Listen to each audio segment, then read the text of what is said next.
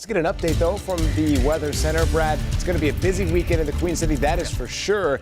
Is the weather going to be an impact? There will be some impacts from scattered storms, but most of the days are going to be dry, so we should be okay. Tonight might be the most widespread storms we see the entire weekend. They're over in Tennessee right now, but you can see that line.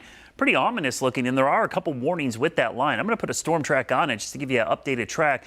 Around the Hickory area, 940-ish, Eichard, Lenore area around 8:30, 9 o'clock. So you get the timeline there later this evening, not during your dinner time. It's going to be just after that those storms move out. There is a low risk tomorrow in the mountains and foothills, a low risk again on Sunday with a medium risk southeast, but the story here is how isolated these storms are going to be. They're not going to be widespread. It's just that the one or two storms that can get going, they're potentially going to be strong. Winds are primary concern, followed by some hail, maybe some flash flooding if the slower moving storms go over the same spot again and again. There'll be a couple waves of scattered storms. They'll be really isolated more so than scattered because 90% of the day is going to be dry. But in the afternoons and especially the evenings after 5 p.m., we'll see those afternoon and evening storms isolated, but they could be strong.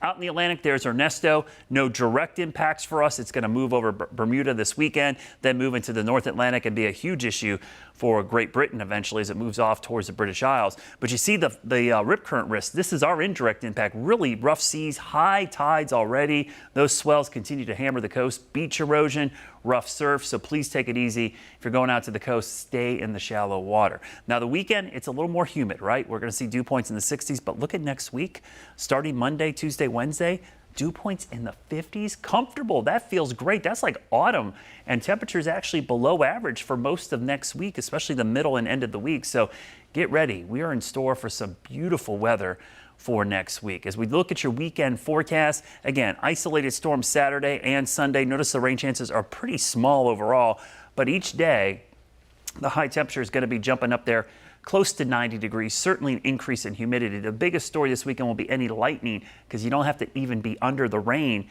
to have a delay for lightning for any of these outdoor events. So please, if you hear thunder, go indoors. We say thunder roars, you go indoors.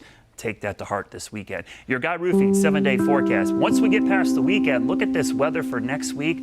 Highs will be in the low 80s, morning lows in the low 60s. Let's go 10 days into the future and show you that mild weather is going to last right into next weekend. What a great stretch of weather, and kind of rare to see that cool snap, especially for the middle and end of August. It looks amazing. Brad, thank you.